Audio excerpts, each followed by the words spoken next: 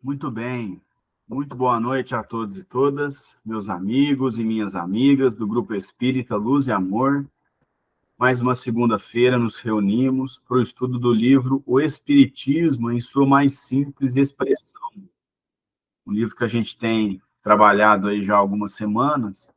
Nós aprendemos que ele traz um ensinamento, traz um tipo de texto um pouquinho diferente do que a gente está acostumado a estudar. Uma obra um pouquinho diferente, né? Vou relembrar rapidinho que essa obra, Kardec escreve, é a terceira obra que ele publica, né? Ele publica essa obra com um objetivo, que é divulgar o Espiritismo.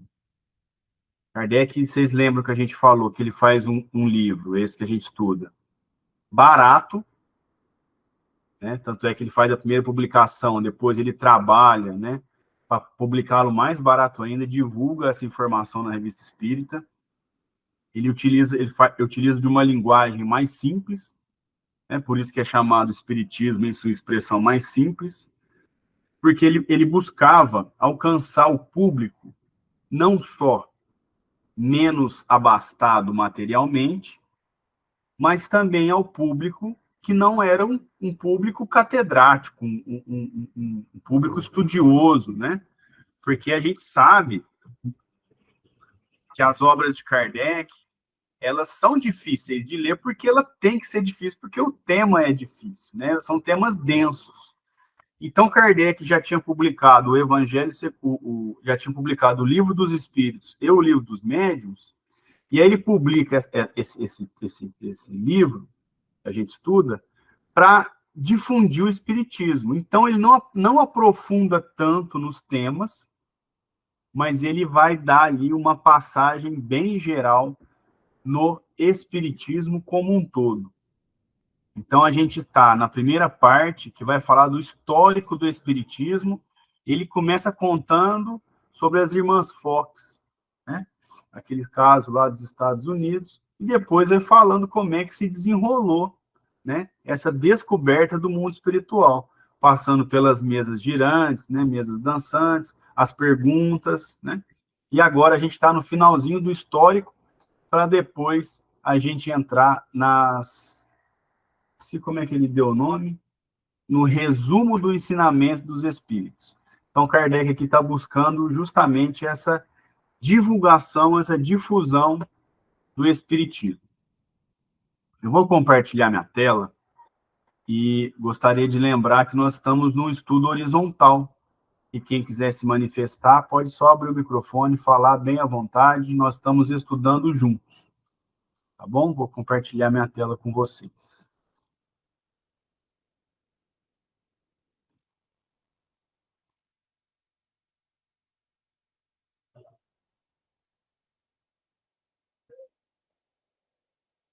Aí, muito bem. Só vou dar boas-vindas para a Bruna. Ô, Bruna, seja bem-vinda, viu? Se quiser fazer algum comentário, fique bastante à vontade. Boa noite para você também. Pode escrever, abrir o microfone, fica bem à vontade, tá bom? Bom, então nós estamos aqui estudando o Espiritismo em sua expressão mais simples, e nós estamos, eu estou usando, né, a Kardecpédia, então eu não tenho página do livro, mas o parágrafo que a gente vai começar agora começa assim, em resumo, porque Kardec está justamente falando sobre a função do Espiritismo, né? Que ele não trabalha com dogmas, o Espiritismo não trabalha com recompensa, né? O Espiritismo trabalha com a divulgação de uma lei natural, né? Que é a existência do mundo espiritual, né? Então, ele está falando justamente disso. Ó, a gente começou a comunicar com algo, né? Que são os espíritos, que sempre existiu. Ele está falando isso. O Espiritismo começa a divulgar, estudar, se aprofundar, entender como funciona a comunicação e o mundo dos espíritos. Então, Kardec está falando justamente isso. E ele fala, olha, o espírito é um de nós, é como um de nós somos espíritos. A diferença nossa para os espíritos, né, os desencarnados, é somente essa casca, é somente o corpo físico. Então, da mesma forma que a gente não confia em tudo que as pessoas dizem, as pessoas que a gente conhece na rua e tal, a gente também não vai confiar em tudo que os espíritos falam, sem critério, sem estudo. Então, Kardec está mais ou menos explicando nesse livro essa divulgação, para poder que as pessoas entendam a necessidade do critério da avaliação das comunicações espíritas. A Bruna está falando para nós aí que vai ficar com o microfone e a câmera desligada, está ouvindo o estudo e fazendo uns afazeres. É isso aí, Bruna. Tem muita gente aqui que faz isso. Fica tranquila, fica à vontade. Bom, então vamos lá. Kardec continua o texto dizendo o seguinte: em resumo, Espiritismo adoça a amargura das tristezas da vida, acalma os desesperos e as agitações da alma, dissipa as incertezas ou os terrores do futuro, elimina o pensamento de abreviar a vida pelo suicídio. Da mesma forma, torna felizes os que aderem a ele. E está aí o grande segredo da sua rápida propagação. E é verdade, o espiritismo, especialmente lá na época de Kardec, se propagou de forma muito rápida, né? Especialmente no berço da Europa, né? Especialmente na Europa. Depois, a gente viu aqui, até que esse livro foi publicado, e depois de um ano da sua publicação, já foi publicado no Rio de Janeiro, né? Já veio aqui para o Brasil. Mas por que o espiritismo se propaga tão rápido, como Kardec está falando? Porque a doutrina consoladora. Então, o que acontece? Ele adoça as amarguras da vida. Mas como que ele vai adoçar as amarguras da vida? Ora, a gente começa a entender melhor o que move as pessoas, as relações, e a forma como nós devemos lidar com isso. Então, se eu tenho um desafeto, você começa a entender o mal que aquela ligação desafetuosa faz, e aí a gente começa a querer mudar, pelo menos em nós, o modo de ver o outro. A gente começa a perceber que as pessoas têm, todos nós temos uma carga reencarnacionista, então a gente começa a entender por que dos prodígios, por que das pessoas que têm alguma outra dificuldade, né?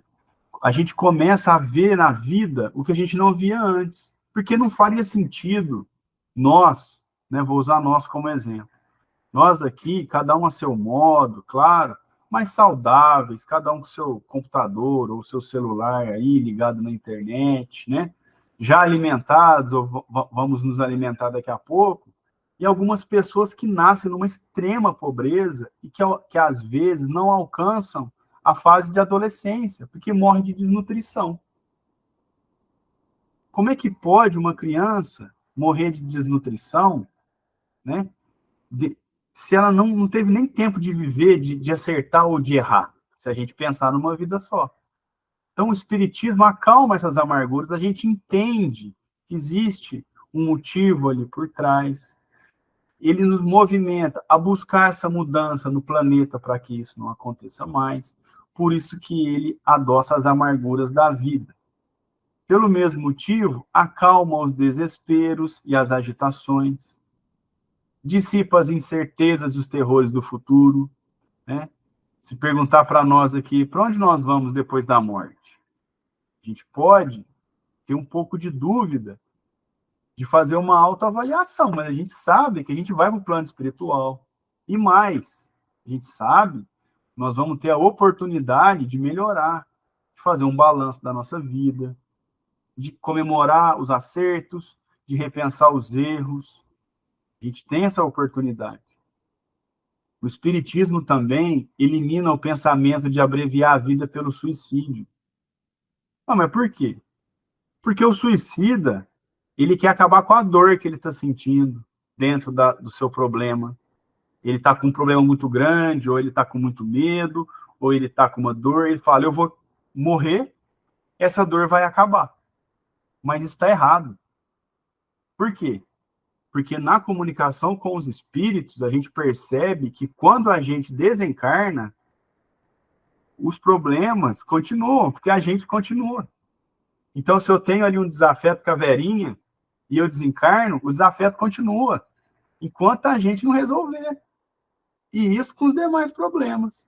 Então, morrer não significa solução para nada, porque a vida continua. E, além disso, se a gente perde a oportunidade dessa encarnação, a gente ainda traz essas consequências. Porque é quando a gente encarna, a gente tem os compromissos, os objetivos, né? Especialmente aí quem tem filho, quem vai cuidar dos pais. Todo mundo tem uma função. E quando a gente abrevia a vida, né, a gente deixa esse compromisso sem cumprimento. E aí a gente tem arcar com as consequências de não cumprir esses compromissos que a gente faz quando encarna aqui. E o Espiritismo também torna as pessoas mais felizes a quem adere, né? Porque a gente começa a entender melhor a vida, a gente entende, a gente fica feliz, a gente está aqui por isso, né? A gente tem essa boa troca, a gente começa a pensar melhor como é que a gente vai tratar o próximo, como é que a gente vai enxergar as coisas, como é que a gente vai... A pedra principal do Espiritismo é a reforma íntima. A gente estuda o Espiritismo, a gente fala o quê? Preciso ser menos egoísta, preciso ser menos vaidoso, não deveria ter dito aquilo, vou pedir desculpa para não ficar mal. E, consequentemente, isso traz alegria, porque a gente melhora, nossa vibração melhora, nossa troca fluídica melhora. Por isso que o Espiritismo nos torna mais felizes. Daí tá rápido. Aí por que da sua rápida propagação? Ana, só vou ler o comentário da Gisele e já abro para você, rapidinho. A Gisele falou, linda frase, poético. Muito bem. Vai lá, Ana, fica à vontade.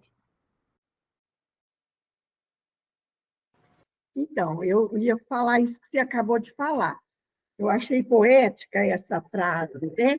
Ele adoça a amargura das tristezas da vida.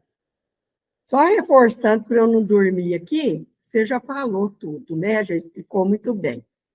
E ele nos dá a certeza de uma vida futura. Não só porque a vida continua em espírito, mas também de uma nova oportunidade reencarnatória no futuro, de repararmos, né, as nossas falhas e acertarmos as arestas, como você disse, que ficaram pendentes, né? Então, a certeza que ele nos dá da reencarnação, isso é um alento para nós. Nessa eu não consegui. Lá no final da vida, suponhamos, né? Eu, Ana, fala, nossa, o que eu fiz da minha vida, né? O que eu fiz da minha vida? Eu tive tantas falhas. Mas eu tenho certeza que eu vou voltar um dia e que eu vou poder reparar tudo isso. Então, não só em relação a mim, mas em relação aos outros também, que eu, porventura, tenha prejudicado. Né? Exatamente, né? É a doutrina consoladora que a gente gosta tanto de praticar e de estudar, porque não só porque ela é maravilhosa, é uma lei natural, as leis naturais são maravilhosas, né? Você que é formado em geografia, aí você sabe disso melhor do que eu. Então, como a gente estuda uma lei natural, o espiritismo, o mundo dos espíritos é algo que faz parte da natureza. A gente vai se encantando cada vez mais com esses estudos, né? E ainda por cima, né, de brinde, ainda traz um alento aos nossos corações, né? Muito bem. O texto continua dizendo o seguinte: do ponto de vista religioso, o Espiritismo tem por base as verdades fundamentais de todas as religiões: Deus, a alma, a imortalidade, as penas e as recompensas futuras. Mas ele é independente de qualquer culto particular.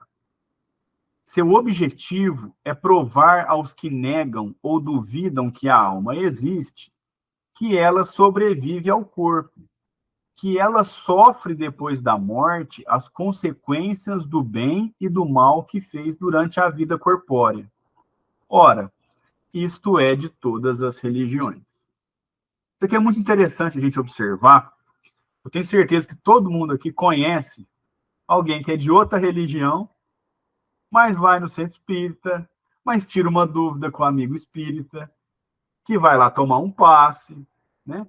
Porque o espiritismo, ele tem as bases das religiões, que é justamente a existência de Deus, a alma, a imortalidade, a imortalidade, porque as religiões ou são reencarnacionistas ou acreditam que a alma continua em determinado lugar, né? Geralmente no céu e no inferno, as penas e as recompensas futuras. Então, o Espiritismo entende, né, explica isso muito bem, as consequências do que nós fazemos. Né? Então, é aquilo que se diz, a colheita é obrigatória, o plantio não é. Nós vamos plantar se a gente quiser, mas o que a gente plantar, a gente vai colher. Então, se nós plantarmos perdão, passividade, amor, se nós plantarmos estudo, a gente colhe conhecimento, se a gente planta amor, a gente colhe amor, do mesmo jeito que se a gente planta ofensas, agressividade, preconceito, é isso que a gente vai colher. Né? Só que o Espiritismo ele é independente de cultos, o Espiritismo não tem dogmas, não tem... tem um nome para isso, daqui a pouco eu lembro, se alguém souber aí, é a cerimônia. O Espiritismo não tem cerimônia. A gente faz uma prece no começo da reunião para acalmar o coração dos participantes, para a gente se conectar com o plano espiritual que nos ajuda no estudo.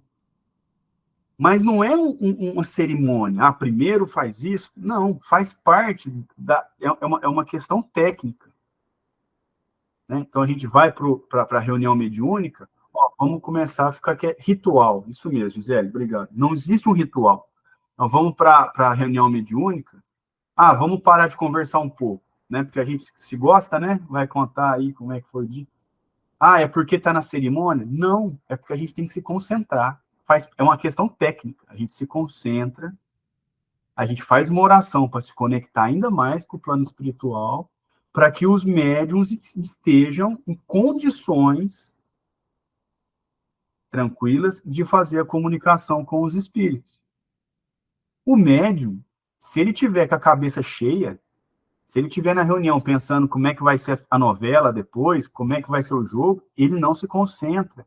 Ou se concentrar, a conexão não é tão boa e atrapalha a comunicação.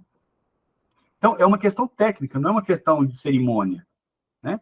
A gente, no centro espírita, a gente não tem um traje para a gente usar. É lógico que a gente vai buscar uma roupa confortável, uma roupa que não vai despertar a atenção dos outros, né? Então, a gente aprende isso, especialmente no Coen. Se você se entupir de perfume, você vai atrapalhar os demais, que eles vão se desconcentrar.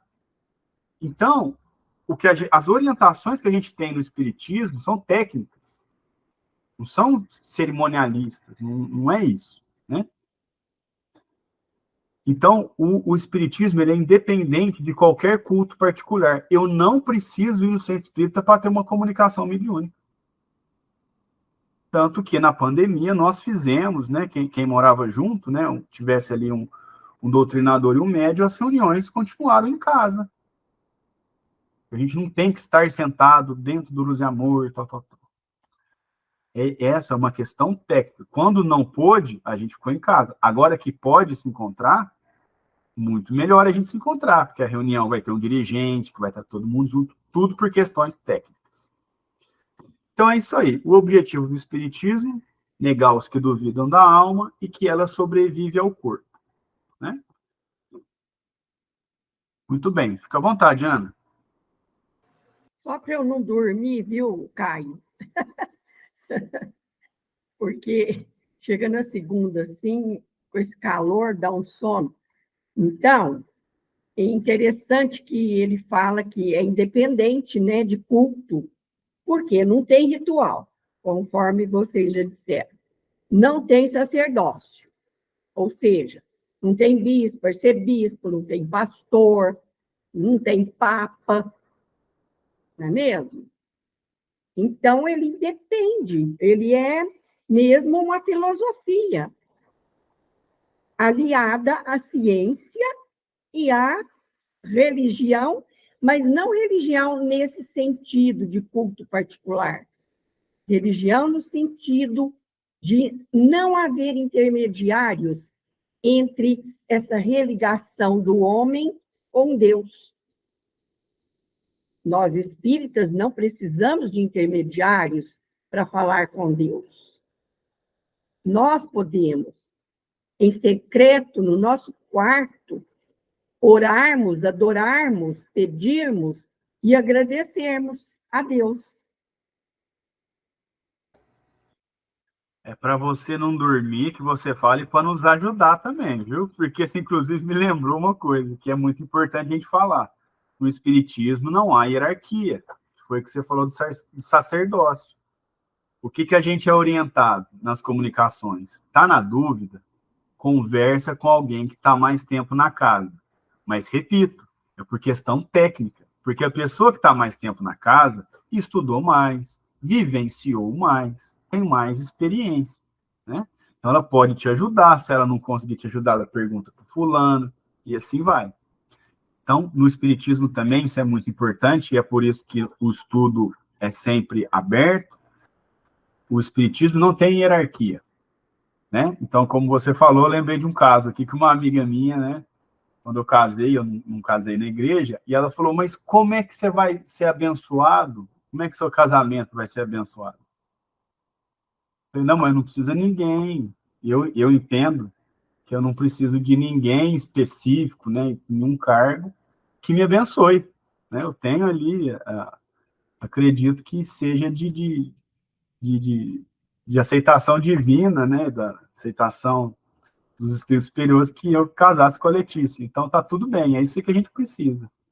E, inclusive, no nosso íntimo, fazer uma prece, né, fazer a nossa conexão, sem a necessidade de estar em determinado local, com determinada roupa, enfim, com qualquer coisa desse tipo.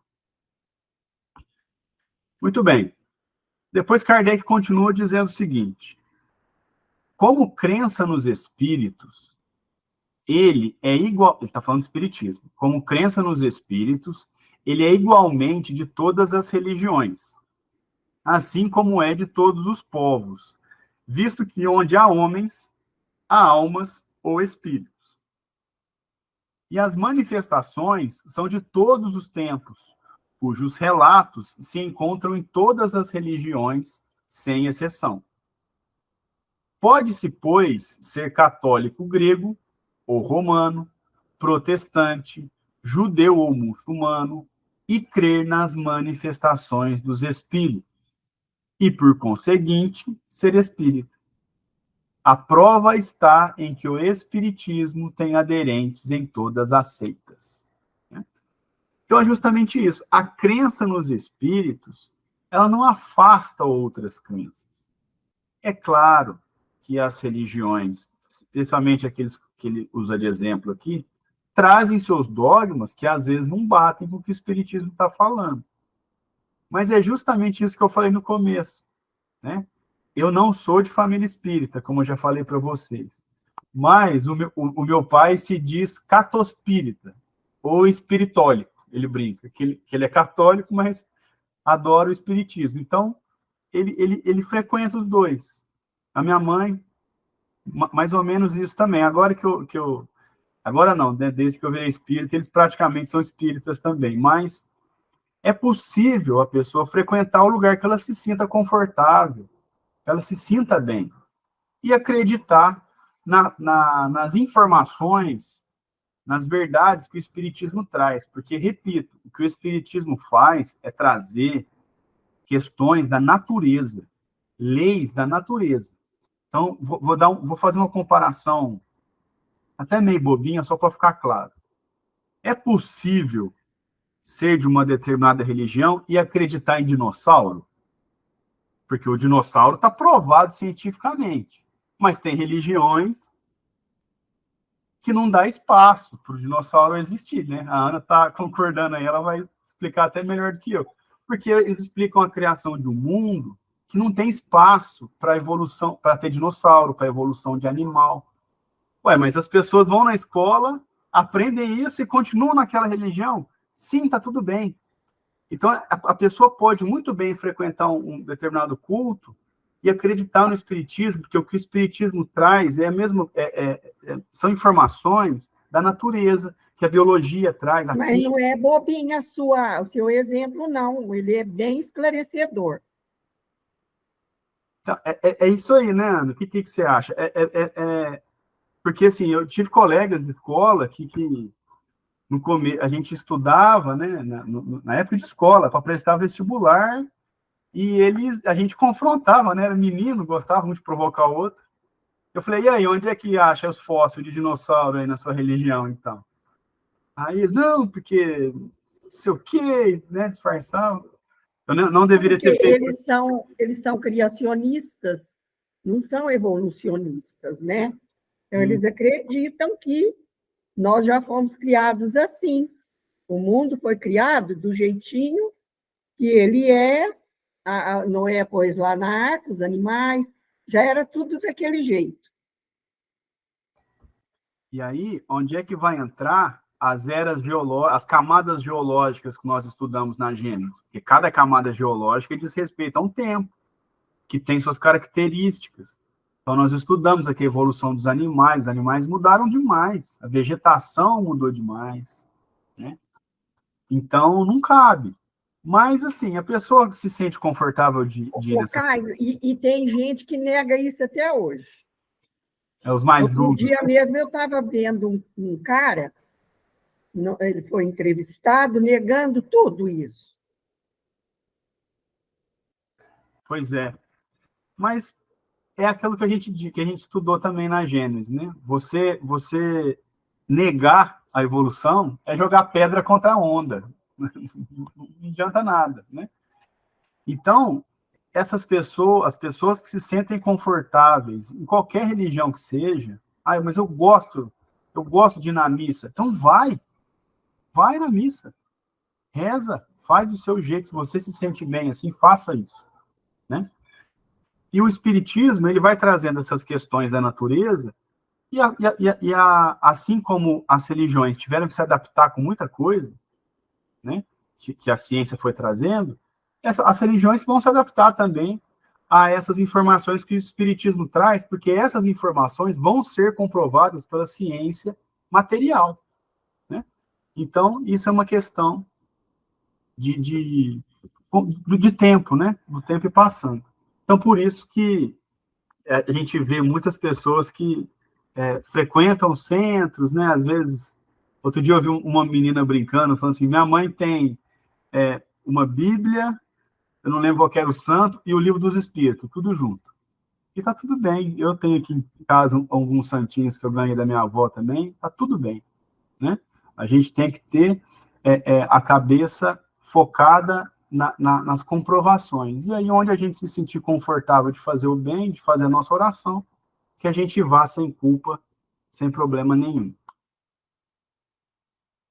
Depois Kardec diz assim, como moral, está falando do espiritismo, é essencialmente cristão, pois a que ensina não é senão o desenvolvimento e a aplicação da do Cristo, né, da moral do Cristo, a mais pura de todas, e cuja superioridade não é contestada por ninguém, prova evidente de que ela é a lei de Deus. Ora, a moral é para o uso de toda a gente. Então, afora as questões religiosas, o Espiritismo traz uma questão moral que é imbatível. Né? Por quê? Porque a gente segue a moral de Cristo. Alguém já viu alguma pessoa, seja qual religião, ou seja sem religião, falar que não se deve perdoar? Não, o perdão é ruim. O pensamento brando é ruim. Ela pode ter um momento específico, ela fala, não perdoa não, tal, num determinado caso. Mas o perdão, ele passa a ser, e cada vez mais, a gente até falou isso aqui, quase que uma receita médica, né? E às vezes a pessoa vai até no psiquiatra, e fala, perdoa essa pessoa. É moral isso. Ajude o próximo. Não tenha preconceitos. Aceite as pessoas como elas são. Ame o próximo. Essa é uma questão moral. E como o Espiritismo parte das questões de Jesus, e não só parte, como desenvolve, porque a gente também já estudou.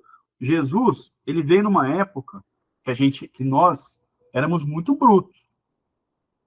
Então não dava para Jesus falar um monte de coisa. A gente não entendeu. Aliás, ele falou um monte de coisa e a gente não entendeu. O Espiritismo vem, como a terceira revelação, desenvolver essas ideias. A ideia do que a gente estudou até aqui na última parte da Gênesis, na segunda parte da Gênesis. Porque ele vai falar, a gente estudou o que lá, que Jesus fez o quê? Que ele compartilhou, que nos ditos milagres, né, que na verdade não são milagres, como a gente já viu, ele fez o bem, independente de dogma. Então ele trabalhou no sábado, quando era proibido. Ele abraçou as pessoas doentes que eram excluídas. Isso é uma questão moral. E a questão moral na sua mais pura expressão. Né? Por isso que é uma moral que é incontestável. Então, às vezes, a pessoa, e a gente vê isso entre nós mesmos, entre os espíritas, tem aquele espírito que gosta mais de estudar a questão moral, tem aquele espírito que gosta de estudar mais a questão técnica, tem aquele espírita que gosta como uma religião mesmo, né? Então, ele consegue abarcar isso. E a moral é uma delas, que particularmente foi a moral que me prendeu nessa doutrina que a gente estuda.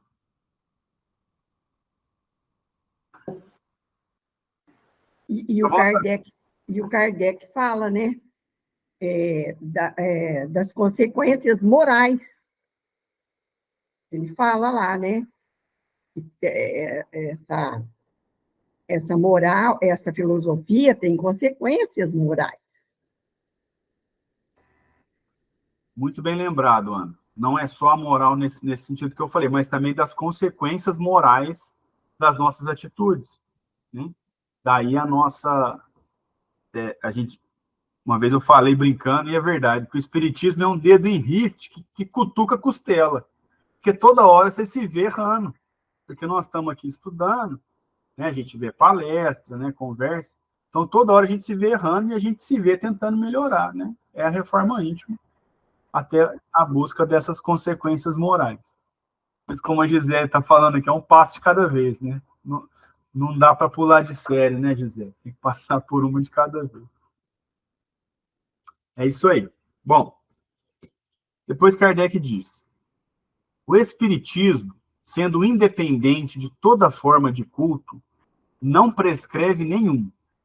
E, por não se ocupar com dogmas particulares, não é uma religião especial, pois ele não tem nem seus padres, nem seus templos.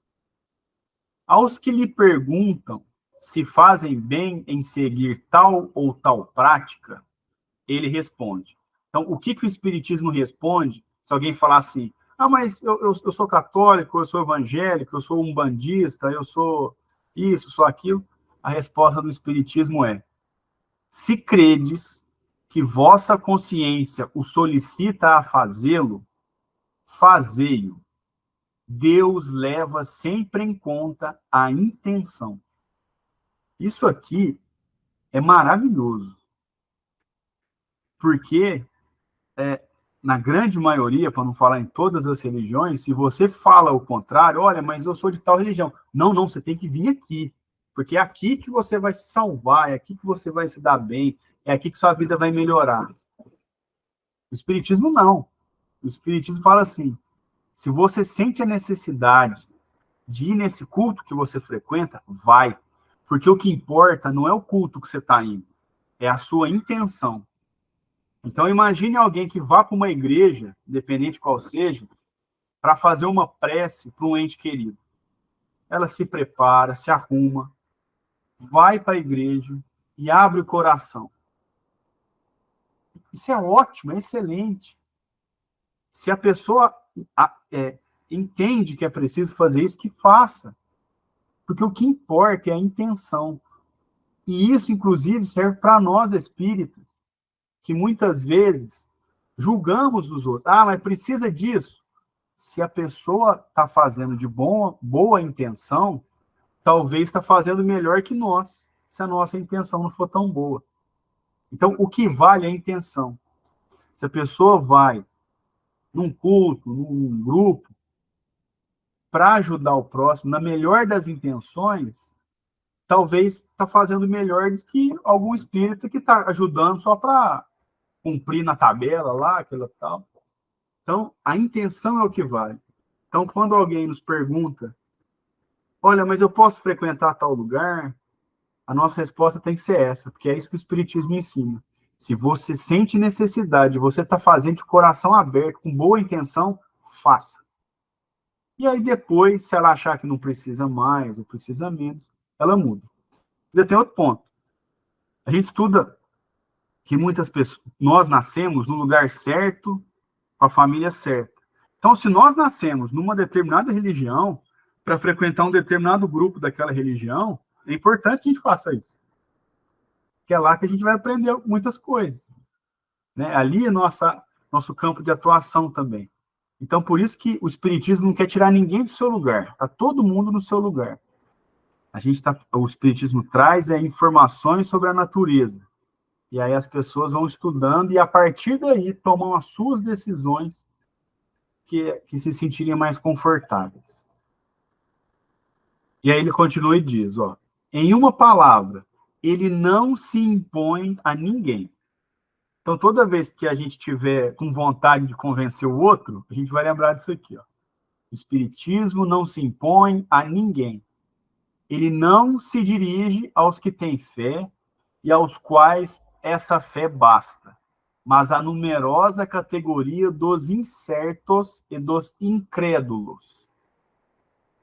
Ele não os tira da igreja, pois eles já estão dela separados moralmente, em tudo ou em parte. Ele os leva a percorrer os 3/4 do caminho, para ela voltar. Cabe a ela fazer o resto. Então, o Espiritismo não está preocupado, esse livro que nós estamos estudando, Kardec busca uma divulgação do Espiritismo. Ele não quer tirar ninguém da igreja, ou do culto que frequenta. O que o Espiritismo quer é os incertos e os incrédulos. Porque eles estão precisando de consolação e eles estão precisando de informações para acreditarem. Então, se eles frequentam a igreja, incrédulos, eles já estão afastados da igreja. O Espiritismo só está dando uma oportunidade para eles estudarem de uma outra forma. Né?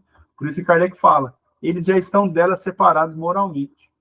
Então, aquela pessoa que frequenta, que gosta, que está bem no lugar que ela frequenta, ela não vai parar de ir lá por causa do Espiritismo. O Espiritismo não vai fazer isso. Busca o Espiritismo quem quer. A gente não toca a campainha de ninguém para falar do Espiritismo. As pessoas chegam no centro. Eu cheguei no Luz e Amor. Estou precisando de ajuda. Ah, então vem cá, você vai estudar. Comecei a estudar e foi embora. Eu sou um exemplo de muitos e muitos e muitos. Então, os incrédulos, as pessoas que estão precisando, procuram o Espiritismo e lá encontram aquele monte de livro, aquele monte de informação e essa moral maravilhosa que nós estamos estudando. Fique à vontade, Verinha.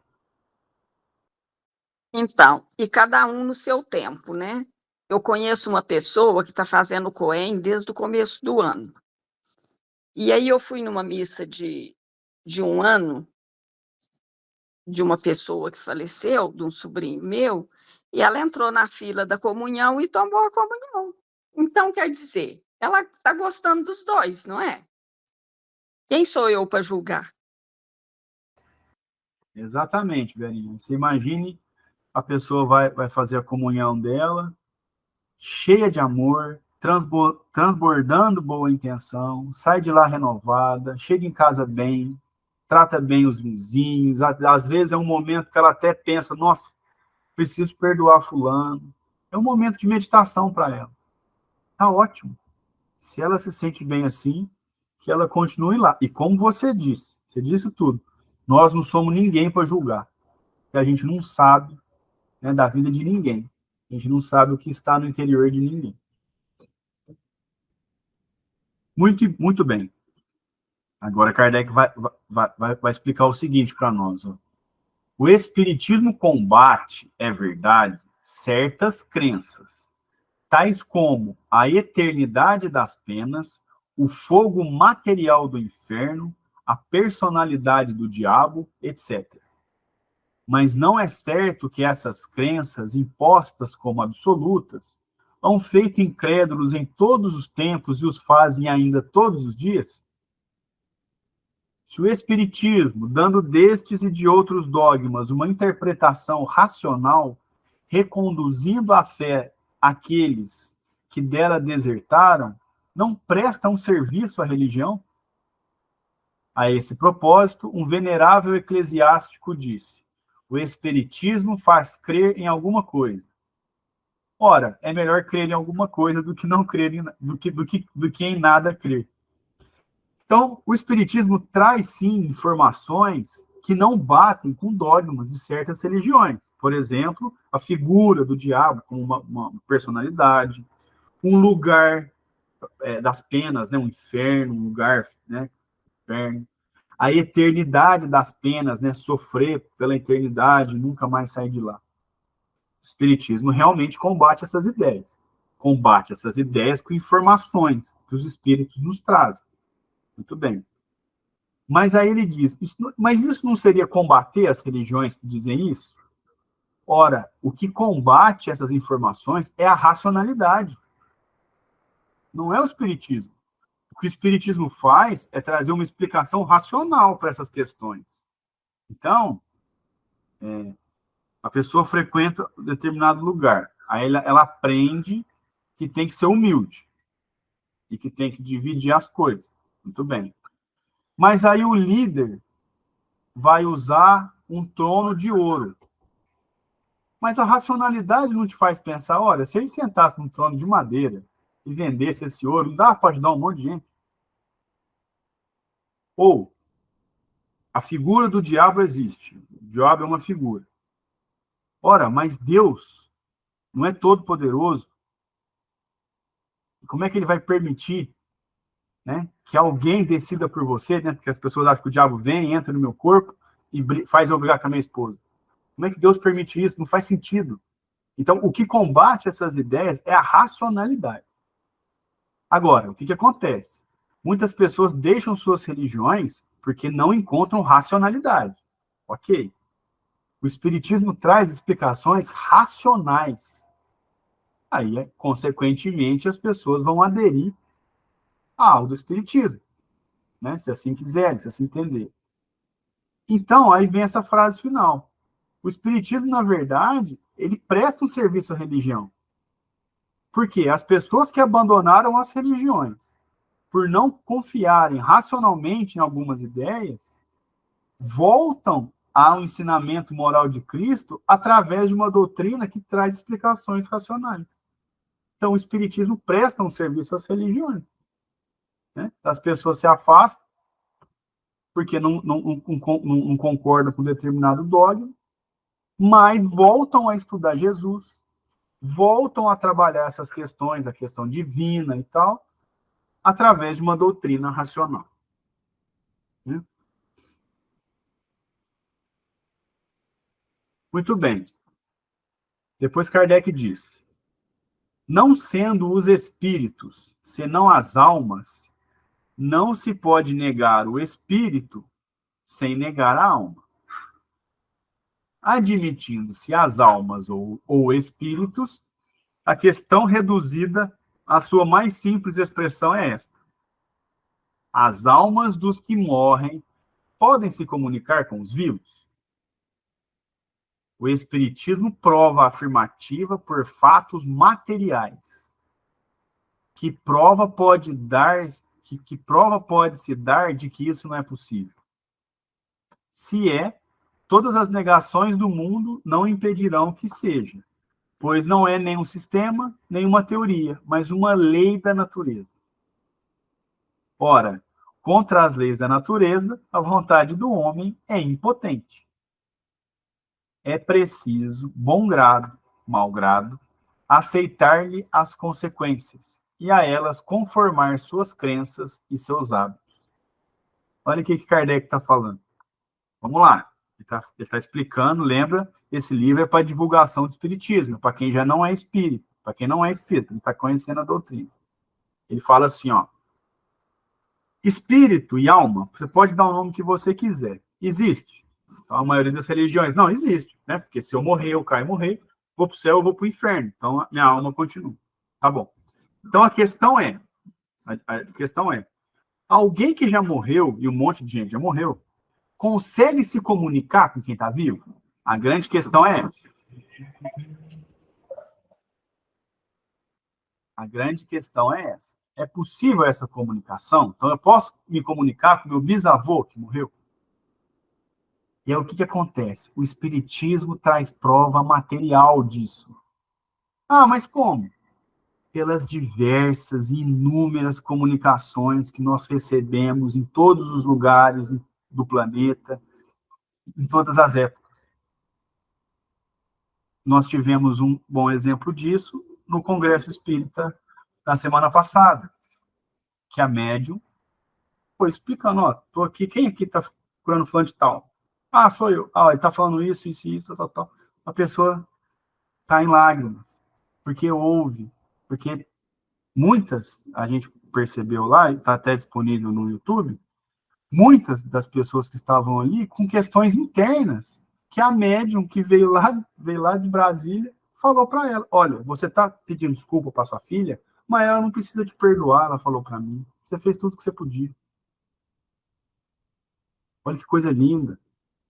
E isso, fora a literatura... Deixa eu te interromper um pouquinho. À vontade, Sabe aquele último caso, que ela falou assim, quem está atrás do Rodrigo aqui? Aí a moça levantou, até ela fez um espalhafato, né? Essa moça, não vou contar porque ela não liga. Ela tá conosco aqui faz 3 anos. E ela é muito intensa, daquele jeito que ela aprontou lá. E ela, nesses 3 anos, agora ela está terminando com o EM, ela frequenta a reunião de sábado, ela me contava a vida dela, repetidas vezes. E ela me falava desse irmão dela, e contava daquele jeitinho que foi. E ela é mais nova que o irmão, mas como eles não tinham mãe, não tinha pai, ela cuidava do irmão com muito carinho, e ela falava daquele jeitinho. Ele me deu muito trabalho, Marlene, ele me deu muito trabalho. Tá, né? Eu ouvi essa história inúmeras vezes. E essa moça não conhece a Mayra, nem vice-versa. E aquela hora eu falei, ah, gente, não tem como não crer. Eu sabia daquilo, tudo que ela já tinha me contado. Então, nossa, muito impressionante, viu? Muito mesmo. Muito impressionante e muito emocionante também, né, Marleninha? Eu acho que eu chorei umas 3, 4 vezes enquanto eu falava lá. Porque é isso, as pessoas trazem as informações para nós. E nós temos esses relatos aí, né, igual a Marleninha trouxe e tal. Mas nós temos casos também históricos da literatura, né, que encarna, traz aquele monte de informação de determinada ilha que tinha um povoado. Fala, mas de onde que esse homem tirou isso? Isso em época que não é igual hoje, que a gente dá um Google e descobre quem que é o vice-presidente da Letônia. Em 5 minutos a gente descobre isso aqui, a gente põe no Google e acha. Na época, não. Isso acontecia. Nós temos, por exemplo, na literatura, um dos grandes exemplos que nós temos da mediunidade é o Chico Xavier, uma pessoa que teve um estudo reduzido, escreveu poesia, escreveu tudo que vocês imaginarem, de várias formas diferentes, que já foram estudados por vários estudiosos de linguística, que falam, olha, ou ele está recebendo isso de alguém, ou ele é um gênio, porque ele escreveu, né, o primeiro livro, especialmente lá, o Parnaso de Além Túmulo, que traz aqueles escritores famosos, né? Então, ou seja, o Espiritismo vem trazer a comprovação dessa comunicação dos espíritos com os vivos. E Kardec vem falar de alma porque ele está falando para quem não é espírita. Então, aquele que acredita assim, quando eu morrer eu vou para algum lugar, né? Seja o céu para o inferno, para o paraíso. Ele vem falar, olha, você acredita que a alma continua, então por que você não acredita que pode se comunicar? Ah, eu não acredito porque, não sei. Então, vai estudar e você vai ver que essas comunicações acontecem, né? Bom, e aí ele fala, se é todas as religiões do mundo não impedirão, pois não é um sistema, nem uma teoria, mas uma lei. Então não adianta tentar combater essa comunicação dos espíritos, a imortalidade da alma, a lei de causa e efeito, porque elas são leis. É igual a gente estava falando com a Ana aqui. Dá para a gente combater a existência dos dinossauros? Né? Não dá, a gente tem fóssil. A gente tem fóssil, tem vários estudos. Nós temos uma ciência dedicada a isso. Então, o espiritismo é a mesma coisa. Ele traz informações comprovadas e a cada vez mais se comprovando mais. Então, nós temos estudos sobre a imposição de mãos, na troca de fluido, nós temos estudos na psicologia da transmissão de pensamento, da comunicação, né? Vários e vários estudos, e eles vão sendo comprovados. Então, quando a gente vê alguém que é muito, muito duro com o espiritismo, deixa, não entra nessa vibração de ficar ofendido, de querer, não faz isso não, porque a pessoa que faz isso, a questão é ela, não é você. Não entra nessa vibração. Por causa disso aqui, ó, Kardec nos diz, contra as leis da natureza, a vontade do homem é impotente. A vontade do homem é impotente. Nosso grande exemplo é a luta contra o envelhecimento. Alguém conhece alguém que venceu o envelhecimento? Ai, por favor, nem me contaram. Ai, eu já perdi a chance. Marlene, você podia estar com 25 aí, ó. Não dá para lutar contra o envelhecimento, né? Então, assim, por mais que se invista, né, em creme, isso, aquilo, pode até dar uma mascarada, mas o envelhecimento é uma lei natural. Então, o homem contra as leis naturais é impotente, né? Se algum de nós aqui tentar fazer a Terra não girar, né, vai ficar cansado à toa. Não dá. Lei natural é lei natural. Resta ao ser humano a humildade de aceitar que faz parte de um sistema. É isso que a gente tem que aceitar. A gente faz parte de um sistema divino. E depois ele conclui dizendo, é preciso, bom grado ou mau grado, aceitar as consequências e a elas conformar suas crenças e seus hábitos. Então, o que acontece? Não dá para lutar contra as leis da natureza. O que nos resta? Aceitar as consequências. Nós vamos envelhecer. Aceitar as consequências. O que eu defendo não encaixa mais no que as pessoas acreditam. Então, a gente tem que se conformar às crenças e os hábitos.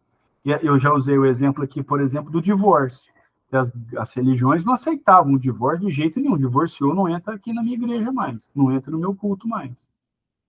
Como o divórcio foi um bem para a sociedade, no sentido de que as pessoas puderam ter liberdade de escolha, especialmente as mulheres, o que as religiões passaram a fazer? Vai ter que aceitar, né? E aí foram se conformando, foram mudando seus hábitos. Então, se a gente estudar as igrejas, seja, por exemplo, o protestantismo lá no seu começo, seja o catolicismo lá no seu começo, a gente fala dos dois porque são os dois maiores, é por isso que a gente acaba repetindo, até porque eu não tenho muito conhecimento sobre religiões. Mas essas duas que são as maiores, pega lá no começo e vê como está hoje, o tanto que mudou. Mudou demais, porque a sociedade é dinâmica, e a sociedade muda, ela muda seus hábitos, ela muda, a ciência traz informações que ela passa a aceitar, porque são lógicas, e aí as religiões acabam se adaptando a isso. E o espiritismo, sendo uma doutrina que traz as leis naturais, o espiritismo, então, seria, né, como se fala tanto aí no meio espírita, o futuro das religiões nesse sentido. Não é que todo mundo vai ser espírita, mas o que o espiritismo traz de informação, ele vai sendo comprovado pela ciência. Comprovado pela ciência, resta às religiões se adaptarem a essas informações, né? Como, por exemplo, foi aí essa questão que eu falei do divórcio, enfim, de tantas outras coisas que as religiões, aos poucos, vão se adaptando, né, vão relativizando seus dogmas, talvez, né? Outra questão importante as missas eram rezadas em latim, só em latim. E aí o povão não entendia.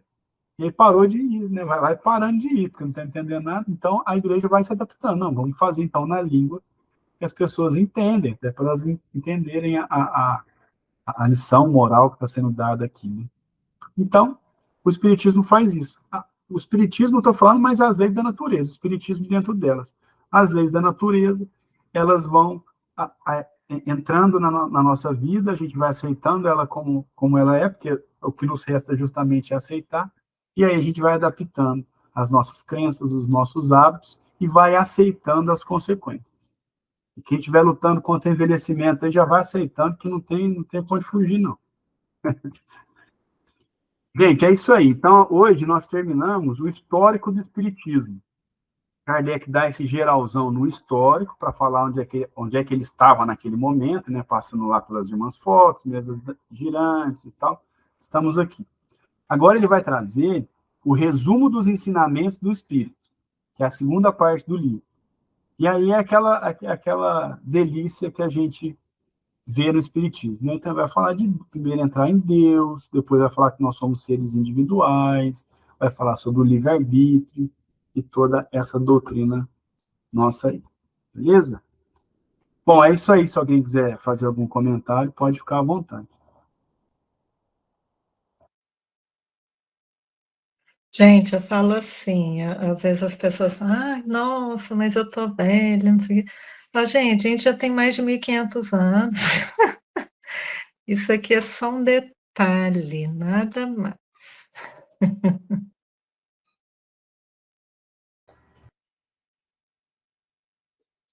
É isso aí, verdade. Muito bem. Obrigado, Bruno. Virei. Obrigado, Bruna. Fica à vontade, viu? Você é muito bem-vindo aqui. Sim, quando quiser, pode entrar. Se puder e quiser, as nossas reuniões estão todas no YouTube também, viu? Tanto as do Espiritismo na sua mais simples expressão, quanto a Gênese, de capa a capa, que foi lá do comecinho da pandemia até meses atrás. Viu? Seja muito bem-vindo. É isso aí. Muito bem. Reuniões presenciais tem também. Aí vou pedir para você. Você tem um contato do Luz e Amor? Você vai falar com o Antônio Carlos Essado. Ele tem a grade. Acho que ela tem o contato, sim, né, Bruna? Mas nós temos quintas, 20 horas, à tarde, segunda, quarta e sexta, tem o comentário do Evangelho e Passe. Sábado, às 8 horas, tem Evangelho, depois Passe. Vamos ver o que mais. Presencial, acho que é só, né? Mas qualquer coisa, você pega o contato, o Tonho até te põe na comunidade, aí você vai pegando tudo. Viu? Lá, pronto. Isso aí, o Tonho tem a grade com os horários todos das reuniões lá. E aí a gente tem nossos estudos online também, que a gente começou na pandemia e continuou pela facilidade, né? Que igual pode fazer uma fazer, né? Quem não pode parar, pode ficar escutando. E também quem estiver em outra cidade pode participar. Ai, se não fosse isso, a gente não teria o Caio mais, gente. Santo online. E eu não poderia participar também, nossa senhora, tá perdido aqui. Bom, é muito bem, então.